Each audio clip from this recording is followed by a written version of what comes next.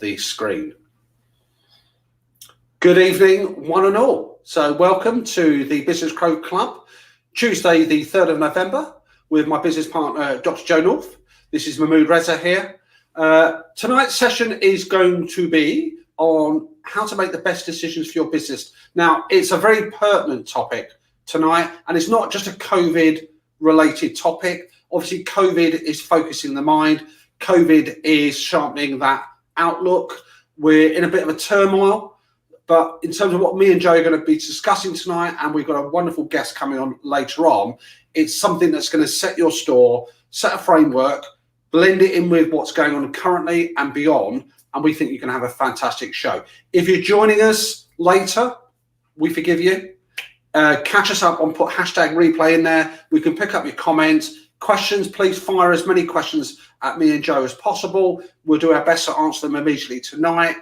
If for any reason you come on later on, we'll pick those up and we'll feedback on that accordingly. So I think it's only right and proper that we do something like start the show. So what I'm going to do with a bit of technology here, I'm going to find out what we're going to do here. We're going to have a nice little ticker tape showing. Yeah, looking good, looking really good. And as you say, Mahmood, tonight's all about how to make the best decisions for your business. And we planned this a few weeks ago, didn't we? It was in the content. Yeah. The thing is that when we're in a time like we are right now, with everything that's going on and with what Boris has announced, and also, I know that we've got, it's lovely to have you people listening all over the world and watching all over the world as well. There are different lockdowns and different scenarios happening all over the world, and we wish everybody well. And I think all these business disciplines around decision making actually are the same, as they always were. It's just really amped up. It's about really, really focusing in and zooming in on, doing the best job we can with these skills and with these tools and techniques, really, and using them more than ever. Don't you think, Mahmood? Oh, absolutely. I think you hit the nail on the head there, Joe. So as Joe pointed out, we're practicing what we preach. So we actually planned what we're going to talk about. We had an outline. We're big fans of planning. We're big fans of agile planning. And I think in terms of what we're setting out as a framework here, it's for pretty much any sort of business decision that you're likely to encounter, whether that's pivoting, new products, whatever size your business is. So whether you're an acorn sized business just starting up, or you're a bit of an oak tree of a business expanding here, the framework we're going to give you tonight is very transferable, and it's a great piece to put in your business growth toolkit. Yeah, and you're already great at making decisions, because you're making them every day in your business, everyone. We're all making loads and loads of decisions all the time. And I think it's really worthwhile just sort of stepping back and thinking about how we make those decisions. And what we're focusing on particularly this evening are the difficult decisions, the ones that aren't clear cut, the ones where there's no particular right or wrong answer. There's just a number of choices and you're trying to work out which is the best way forward. And the thing to do is to start off by actually thinking about, well, what is stopping me from moving forward?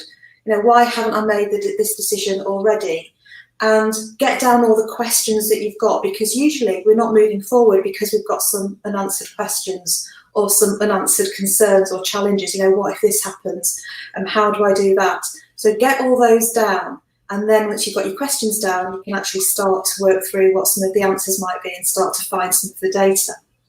Oh, absolutely. I think that's two things to connect there brilliantly. So again, please don't rely just on your brain. Please don't rely on your instinct and your emotion and all the rest to drive the decision. That certainly might be a factor in that. But so do a brain dump and think of every conceivable question that you think you want answered. It may be that you sometimes kick some of those questions into touch, but you've got to really try and think about what's the answers that I'm looking for before you start doing those things like data gathering. Yeah, definitely. And be aware of your own preferences as well and think about this. So as we're talking through these, just have a listen in and think about which ones most apply to you. So we've got a preference, all of us, for either analytical decision making, which is where we need facts, figures, statistics, information, proof of something. And right at the other end of the continuum, we have people who have a huge intuitive preference for decision making. So it's how they feel about something. They're using sort of their intuitive senses. It's not woo-woo stuff. They're just sort of interpreting information from around the world and, you know, what they see and processing it differently. And sometimes we get people who are super analytical and super intuitive, and it can be anywhere in between. But the thing to do is, if you are super analytical, is to really think about the intuitive side and the judgment element as well. And if you're on the intuitive side, think about how you can use sort of data and evidence and analysis to help your decision making, because the magic happens is when you put the two together.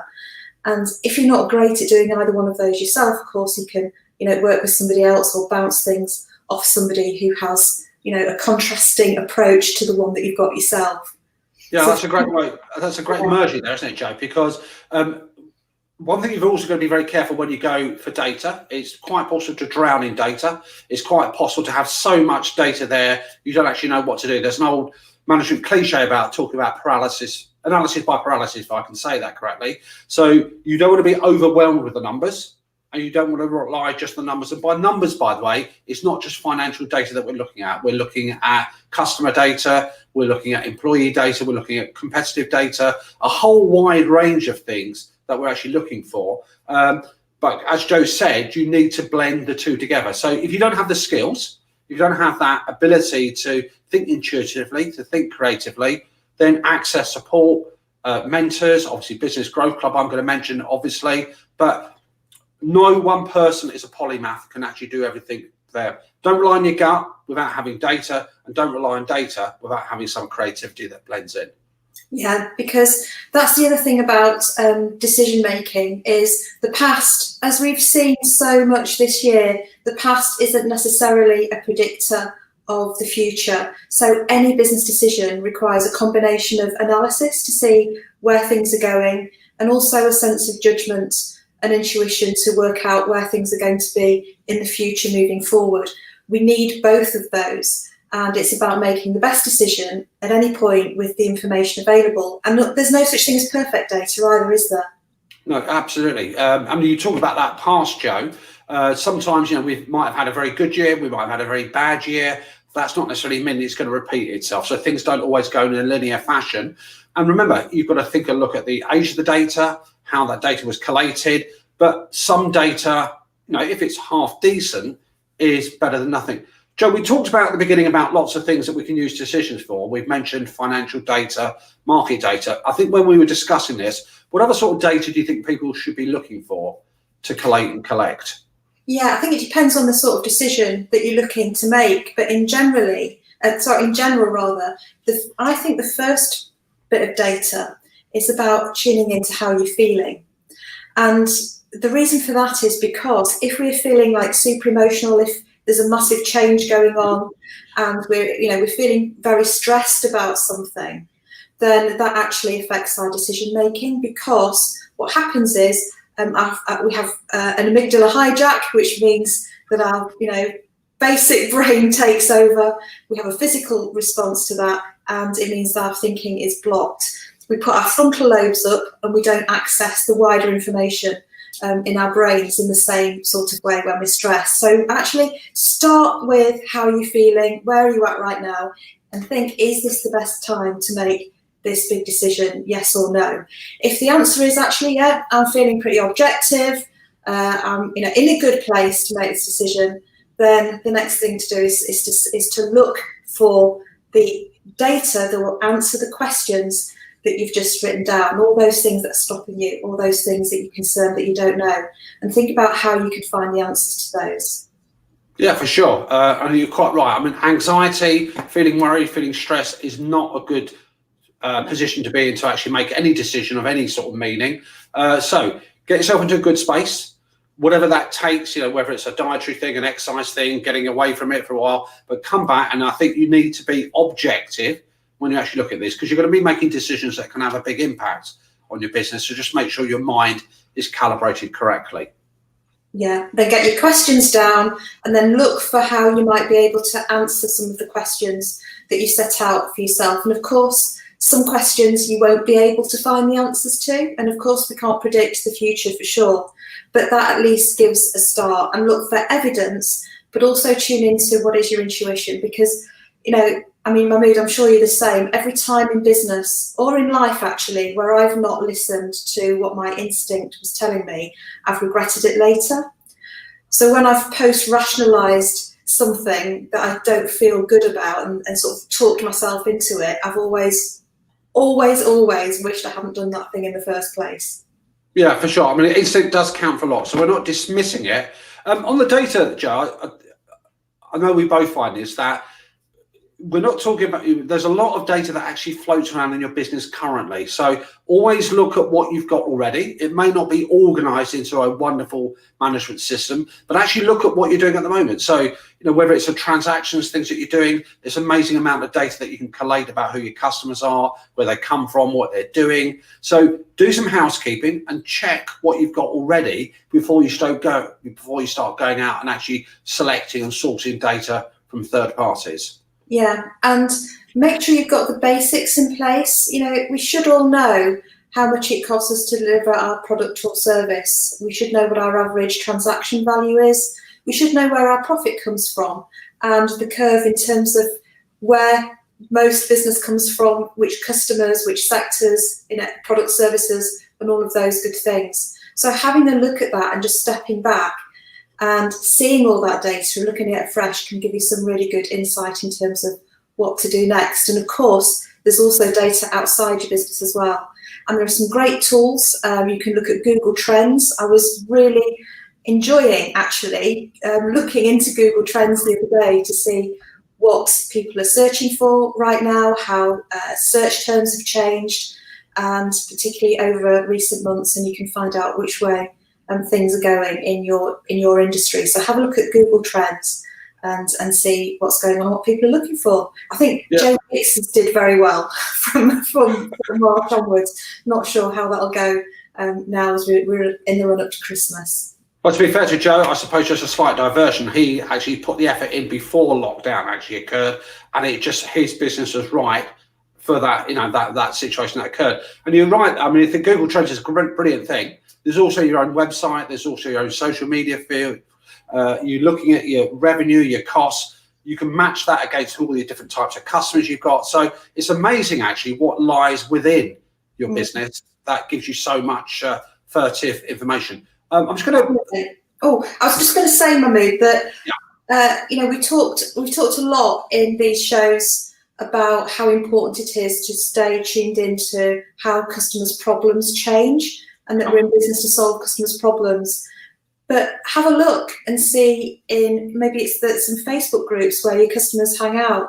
See how what they're talking about is changing, and use the internet and social media to do that. So some of these things can be really very accessible and quick to do. And to be honest, we should be on that anyway. That should be part of what we're doing day to day in the business.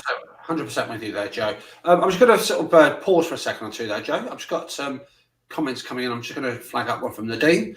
And she's absolutely great point there. Big picture stuff. So obviously a lot of analytical stuff is great, but it's always the big picture you need to actually look at. So thank you for that point, Nadine. Yeah, it's great to hear from you. Great to hear from you again. Yeah, it's great. So great comment and good to hear from you again. It's absolutely keep on the big picture. And when you're making the decision, it's one of the key questions is, will doing this next step take me to where I want to be? Is it in alignment with the goals that I've set for myself and the definition of success that I've created? Really important. Thank you. Yeah, I'm just going to, before we move on, Joe, I'm just going to share another comment from Nadine. She's talking about not using data from the past. I think you're right there, Nadine, in terms of not using it to predict, saying it's going to replicate that. But sometimes past data can help inform.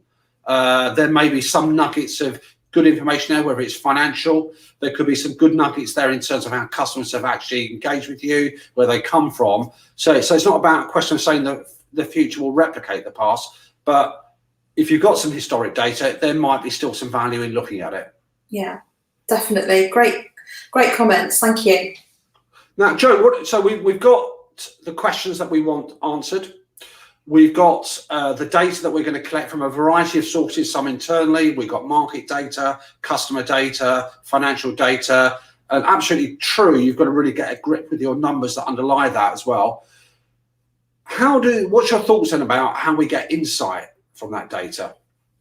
Well, that's the important thing, isn't it? It goes from data to information to insight and then action. So insight is when we see meaningful things, when we get that meaningful information that can drive decision making, and that really varies from from item to item. I think when Nadine was saying it's about stepping back and looking at the big picture, absolutely, for decision making that's key. And also step back and look at what the data overall is telling you, because data, and we don't just mean computer data, we don't just mean numbers data, it could be sentiment data, qualitative data, which means just expressions of how people are feeling, that's all data. But put it all together, so use it in combination and then say, what picture am I getting from all this information in front of me, and what can I do with it? And by asking yourself that question, what can I do with this? What am I seeing? How can I use this to go forward? That will help you with the process of going from data to information to insight, for sure. Yeah, and I think when you're drawing out those pictures, when you're looking at the data, remember, some of us get blinded by numbers. So when we see numbers and raw data, it becomes very difficult to assimilate. So think about either presenting it visually on a graph, think about representing it visually and pictorially, whether you like bar charts, pie charts, whatever. Look for patterns, look for changes, look for, you're trying to interpret a story from that data there as well. So thinking about how you present that, and I think things like Excel, Google Sheets are very powerful tools here to actually get lots of raw data to actually make it a more easier thing to digest as well. Yeah, and you can mind map it as well. So do something that works with your personal thinking preference and learning preference. And if the idea of actually putting something into a graph, really makes your toes curl, then don't worry about that. Just, you can draw things, you can mind map things, you can do things in different ways. It doesn't really matter as long as you've got a process of visualizing, assimilating the data, and making sure that you're working with it and you understand it. Yeah, absolutely. There will be, as a computer mnemonic I got introduced to many years ago, this old mnemonic about GIGO, G-I-G-O, which stands for garbage in, garbage out. So when you actually do look at your data, do assess it about the quality of it, do assess it about the accuracy of it, do assess it, because poor data at the beginning can actually lead to poor information. So just treat it carefully as you sift through it. Yeah, and some data is more important than other data. Be selective about what you use. It'd be super easy just to get overwhelmed with everything. And by doing that questions piece, what are the questions I need in order to make this decision? Then you're being selective about the data you're using and how to put it together. I think it's also important to listen to what you're telling yourself, how you're talking to yourself about the decision as well, because it's not all down to data, it's not all down to intuition. Sometimes it's down to courage, and courage/fear, of course, depending on which side of the coin we're on. So there's a decision that we know we need to make, or that we know is the best route for us deep down, but there's something stopping us, and often that is because we're frightened of making that decision. And we just have to, be really brave and create an environment that sets us up for success, so that we feel supported and that we know we've got, it's a brave step, but we're doing everything we can to be successful. Yeah. I like that idea that you've articulated, that idea of courage. I'd probably say the same thing, but I'd actually also use the phraseology about risk appetite. So all of us in business have got different attitudes to risk. So if we think about our personal lives, some of us might be quite reckless with our money. If we've got spare cash, we might invest it on the stock market, bet it on the bookies, the gambling, or the lottery. That's fine for you if that's your risk appetite. Some people are more cautious. Yes, you've got to take a degree of risk in your business here, but the courage is going to be dictated by the level of risk that you're willing to actually undertake in your business. So yeah, I like the way you articulate that, Joe's courage. I'm going to be really tedious and boring and call it risk appetite. Yeah, I think it's a combination of the two, isn't it? They're sort of they're different concepts, but they're really close relatives. And I really like that you've brought risk in as well, because if you think about it, there are I know people who are lifelong civil servants, and they go and skydive whenever they go on holiday and do sort of adventurous things. And then I know, other entrepreneurs who wouldn't dream of doing such a thing, but who really push things financially in order to grow at what they're doing. So we can be really courageous in one area and not very courageous in another, really, up for risk at one thing and really risk averse in another as well. So it's important to get different opinions, but not too many opinions, and to get opinions from others whose point of view you really value. For sure. And put that through the filter and say, well, what's helpful to me, what isn't? But at the end of the day, it's down to you to make the decision. So yeah, that's right. I mean, as business owners, we are the ultimate decision makers. We are the ultimate ones who are responsible for the decisions that we take. Before, I think we've got a special guest waiting for us, which I'm going to bring on in a few moments. She's in the green room, isn't she? Is she enjoying the virtual hospitality, the virtual? She's enjoying it, and I think she's also enjoying some of her own product. I'm not sure if there's an alcoholic first of that. We'll bring her on in a moment. I'm just going to share a comment from the Dean before we bring on Rachel. We will be up front. She's a member of the Business Grow Club, fantastic member as they all have been. We talked about data visualization, comparative tables, arrows and colours. That works from the Dean. I think that will work for a lot of other people as well. So however you represent that data, make sure it's something you can connect with. Yeah. Now, what can you say about Rachel, Joe, would you say? Sorry? Now, Rachel is just going to, in the green room, we're just going to bring her on here. Yeah. I think in terms of what we've talked about, that ability to articulate, that ability to have a clear vision has led to a number of great things in terms of branding, proposition. I think it's only fair at this stage that we bring her on. And yeah, definitely. Also courage, creativity, and all of that. So I'm really excited to talk to Rachel. I've got a question I'm absolutely dying to ask her that I've never asked her before. Fair enough then. Okay, let's bring her on. And let's bring on our wonderful guest, Rachel. And Hello. Rachel, good evening. Well, that was a heck of an intro. I don't know how to quite follow up on that, but I'm really glad to be here. It's great to see you both.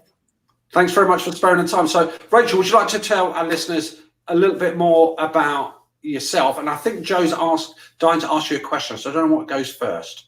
Yeah, you tell us about you and what you do, and about your wonderful product, and then I'll ask my question.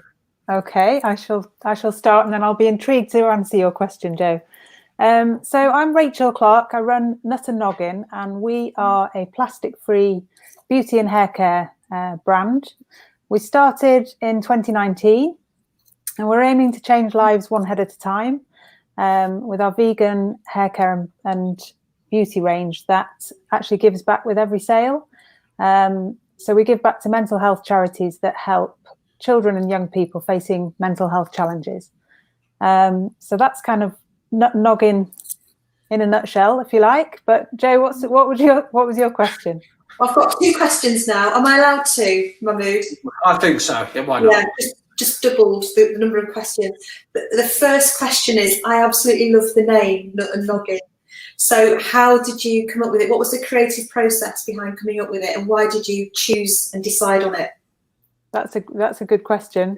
So, I mean, I've had a few other businesses before, and I've consulted with other business owners before on naming a brand, and it's always a really difficult thing to do, and also you don't want to get stuck on it, but obviously when it's your own brand, you want it to be right, and you want it to feel good, and you want it to do all the things that you need it to do, and to kind of convey joy and all the things that we wanted Nut and Noggin to do as well.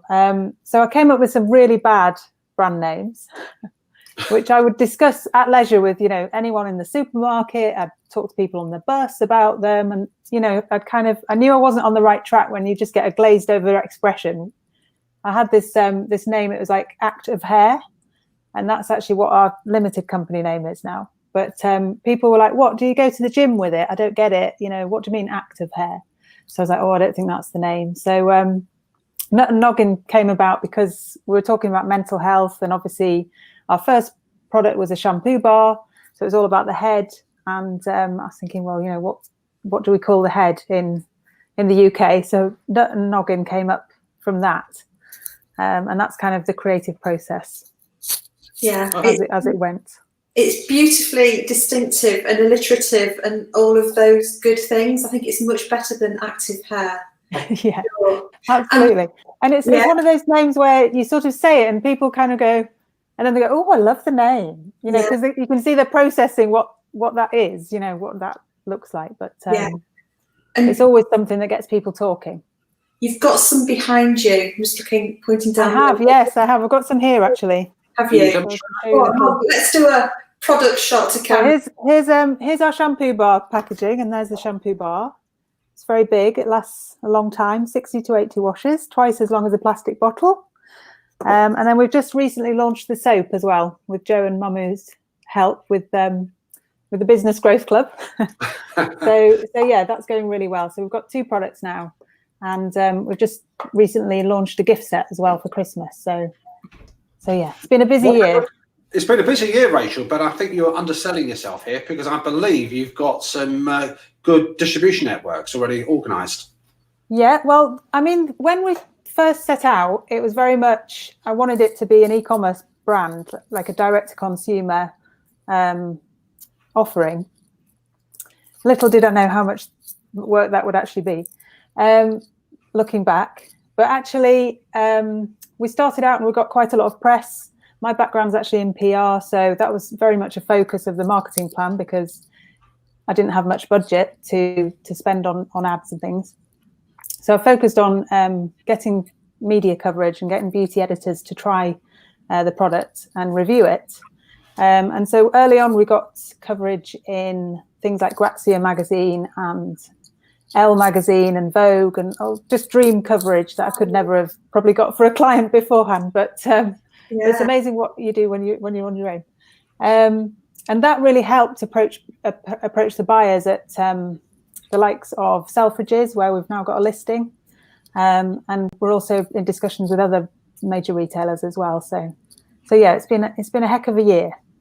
Yeah, you must be super proud, you know, because it's a cracking product. I'm not sure Mahmood uses it quite as often as I do, but much these days, actually, yeah. Me and my daughter absolutely love it. And I think when we first met, Rachel, I bought one months and months ago, and only just had to get another one. And it's really no nasties, really fantastic. And so many more questions now. Why did you choose to go from your PR, and I know you're a social media expert as well, so why did you choose to go from that into doing this? What drove that decision? Yeah, I mean, I did PR and social media and, you know, consultancy for about 20 years. So it's something I've always loved doing. I've worked on consumer brands. I've worked on some beauty brands. I've worked in the property industry. So I've done a bit of all sorts. And then I actually lost my father about 5 years ago. And it's just one of those moments where you kind of rethink everything. You think, well, what am I actually doing this for? Obviously, you want to do something that is in total alignment with who you want to be in the world and how you want to show up. And that was really the kind of turning point to thinking, right, I actually want to do something like Nut and Noggin, where I could give back and put all my other skills to use and learn other things. So it's been the learning curve has just been so steep. It's just been like that. And I love that kind of analogy of, success being not a linear line, but it's like a massive squiggle and you go in all sorts of directions before you actually get there. And that's very much what this year's been about. It's been, a roller coaster, but it's just been the most incredible experience. So it's one of those things where you kind of look back and you think, yeah, I'm so pleased I've changed course. So what's been your biggest, let's go for one of each, and what's been your biggest challenge this year, as well as one of your biggest highs? Wow. Let's see. I think the biggest challenge is very much, when it's all an idea in your head and you're kind of trying to plan out this concept, this business that you think could work, but you're not quite sure. And you actually don't know until you get your first sale. So I think the biggest challenge is what Joe was talking about before. It's having the courage to just go with your gut feel as well as the data that you're seeing. And you talked about Google Trends, Joe. That was something that I used, to look into what types of beauty trends were coming through and what I felt intuitively would be something that I would buy into. So this really started from personal frustration that I couldn't find a shampoo bar that actually didn't leave me with scarecrow hair. And so that would be, I guess that would be the biggest challenge, but also once it starts working and once you start getting momentum, that's the real kind of payback, is that you're seeing everything that you've thought through and planned out kind of come to fruition. And that's been incredible. Carry on, I would imagine. Yeah, absolutely. And then obviously, getting into Selfridges, it's, my favorite shop in the world, and it's a lot of other people's favorite shop in the world. So that was a massive high and just a huge sort of stamp of approval from externally, I guess. Yeah. Just to kind of... Congratulations, because nobody deserves that level of success more than you do, with the hard work and the creativity, and the courage that you've put in. You're doing an incredible job. I know you're on the trajectory. You've got your, a second product out, and that was a decision as well in itself, wasn't it? Yeah, absolutely. It's kind of, you think you've done the hard bit, and then you realise, oh my God, there's some other stuff I've got to do. Yeah, it's keeping at it, isn't it? It's keeping at and getting it started. I think once you've been through the process once, perhaps with the shampoo bar, that might have accelerated the process with the soap. Was it? Yeah, absolutely. It's much more of a, it's all these unknowns that, I'd never launched a product before. I'd spoken to, national news journalists about products, but I'd never launched my own. And so it's just knowing the process that goes on behind the scenes. Yeah. So once you open to that learning and open to that experience of feeling uncomfortable every other day or every day, then that's really where the growth comes, I think, and just managing your mindset through that as well. That's been key. Now, you mentioned growth there, Rachel. So I've got to ask you then, what was it that sort of inspired you, tempted you to join the Growth Club in the first place? Well, it was great timing, actually, Mahmood. I sort of came across, I was doing some training with Jo earlier, and I thought she was obviously great, because she is. And then it was just at a time where I could see the business where it could go, but I wasn't sure I was had the organisation to kind of plan it out and get it there in that transition phase. So I just really wanted that kind of accountability, as well as, the expertise that the Growth Club provided, which was second to none. And I've done lots of training. It was just a great time for the business and for me to kind of get involved, which is why I made the choice to do it. Thank you. We love working with you, and I think it's been wonderful as well how all of the Business Growth Club members, you've all supported each other brilliantly, and I know you've been really supportive of others too in there, which is fantastic. So thank you for that. It's a pleasure. And did you feel that you thought you got clarity on the next phases and where you're going with growth, and what does the future like? What hopes do you have for the future? Yeah, I mean, the Growth Club, I mean, not to oversell it, but it's so well organised. And I feel like you guys have obviously done the training so many times. You've learnt from the kind of feedback that you've got. But for business owners, it's so well laid out and so easy to implement. And it's all the things we all know as business owners we should be doing, but it just never gets done because you never have that that organisation of each week meeting up with the other team members and you guys kind of helping us through it. So yeah, it was totally invaluable for nogging, I would say. Just at the right time as well. And yeah, so growth plans are just kind of, the sky's the limit for next year. We were expecting a really busy Q4 because of the e-commerce side of the business. And it's just kind of managing through that in terms of staffing. And then looking forward into 2021 just to grow the customer base. So it's amazing because you've gone from a reflective period following the sad demise of your dad. You've gone to start a new business. So that's a new chapter in your life there. Products as many of them fail as they do succeed. You've brought that, you've got some great distribution, got some great PR. I think Joe mentioned it, and it has to be said that success is not purely by accident. You've actually worked very hard, you've applied yourself, and you're going forward here. Now, you've not been put off. I've noticed that sort of personal resilience in you. What would you sort of say to business owners out there who might be feeling a little bit despondent because of what they see, around the corner? What would your advice to them be? Obviously, we were just discussing earlier, but it's a really difficult time, and for some people, it's going to have to take a massive, change in what they're doing and change in direction, and even just being quite open-minded at the moment. I think we've got to be good to ourselves in terms of riding the wave a bit, because there's so many businesses that have either been stopped or halted, or I've got family members who are all in those positions, and it's a really difficult time. But I think in terms of resilience, there's always changes in industry and in business, and I could see things changing in my business, even in PR, going towards digital expertise and things kind of just changing so rapidly. So I think it's just being open to learn new things. I think that's really important at the moment, and just also being just really good to yourself. Don't, blame yourself for what's going on. It's more a case of kind of riding the wave and getting through it. Oh, great. And also, obviously calling on people and other contacts that you can chat to, because everyone's kind of facing the same. Everyone is one of those rare things in the world where everyone's facing the same thing. That external. There's that shared experience, isn't there? Exactly. Yeah, and we've all got to support each other, really. And I love the fact you said about always learning.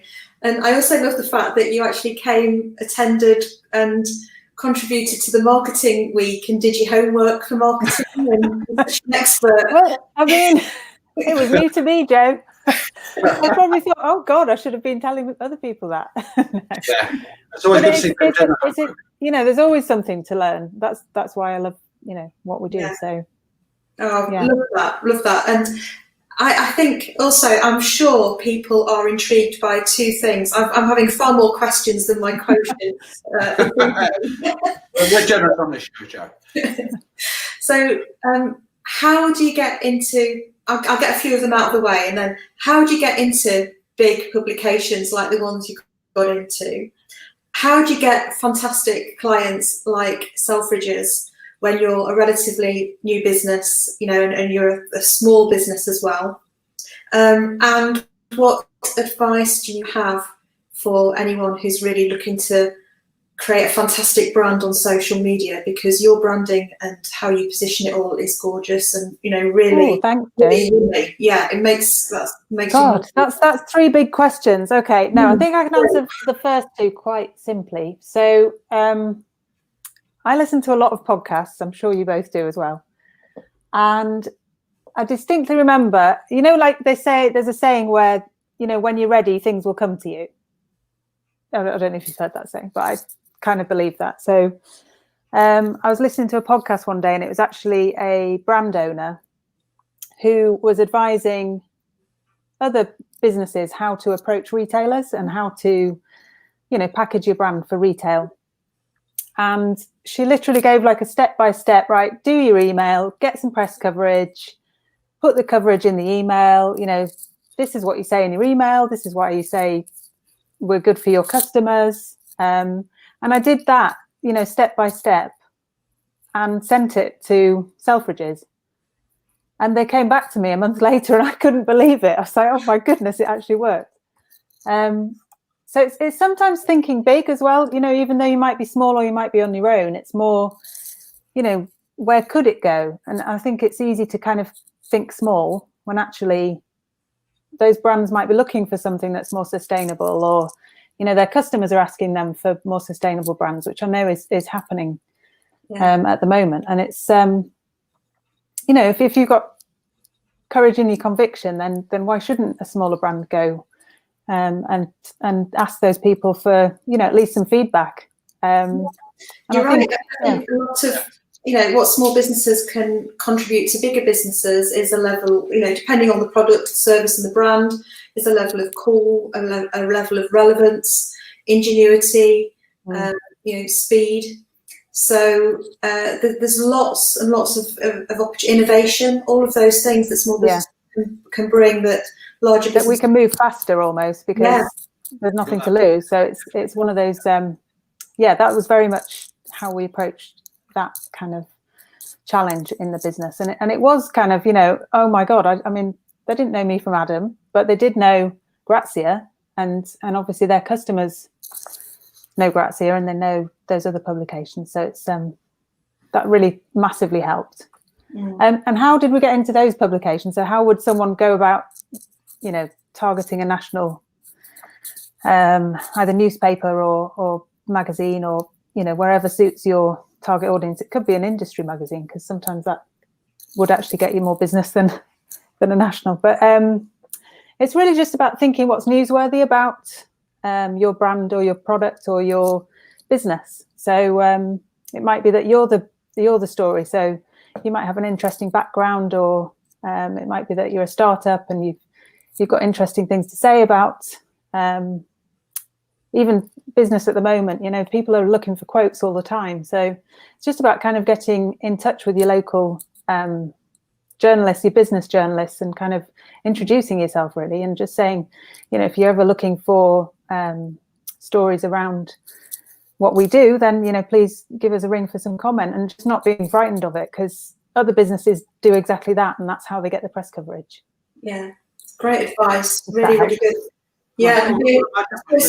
Sorry, Michelle, you go first. Sorry, I was just going to say, and also being aware that the planning cycle is often a little, quite ahead of where we are right now. So it's thinking now probably what, January, February, March, probably even onwards. Absolutely. Yeah. If it was a consumer magazine, that would definitely be the case. But local news is going every day, and they're looking for stories about local people, about local places and businesses. So, and also at the moment, people would relish a good news story. So I just wouldn't be afraid to go forward and just kind of get in touch with them.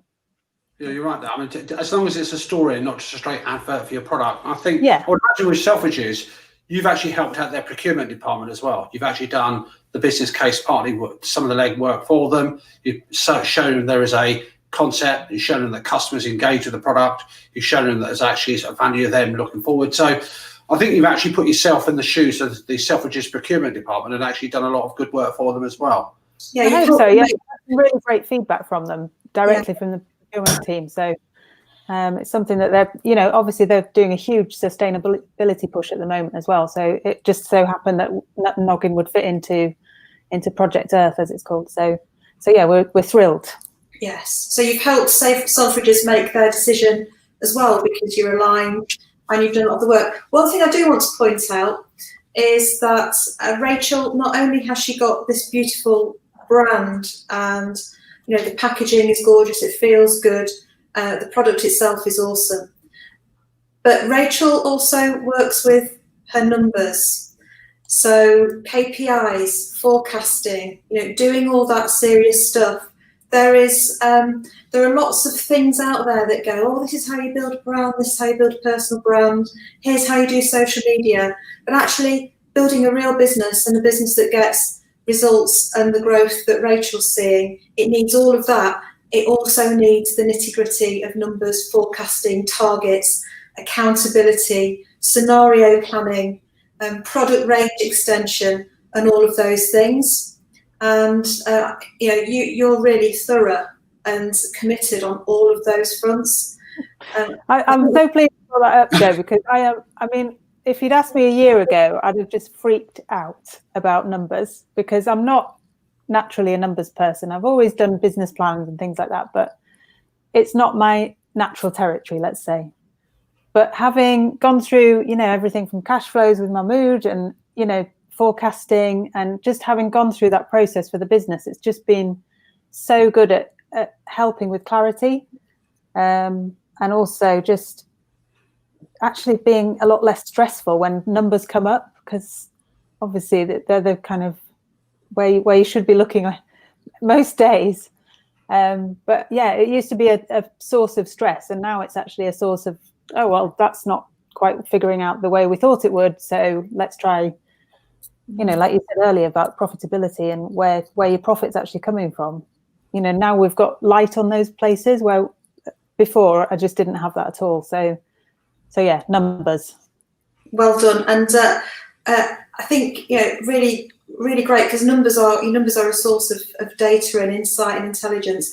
What I will say is Mahmood makes it so easy and straightforward and accessible.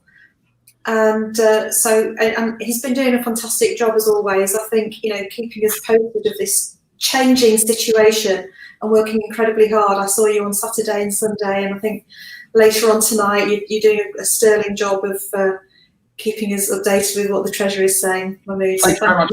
Thank you, Roger. Well, it's Rishi Sunak. I think he's listening to my broadcast and changing all do that. But I think my hat goes off to you, as Joe said there, Rachel. You didn't shy away from them. You got to grips with it, and I think that's for me.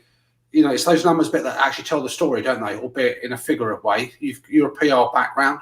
You're good at storytelling and all the rest of it.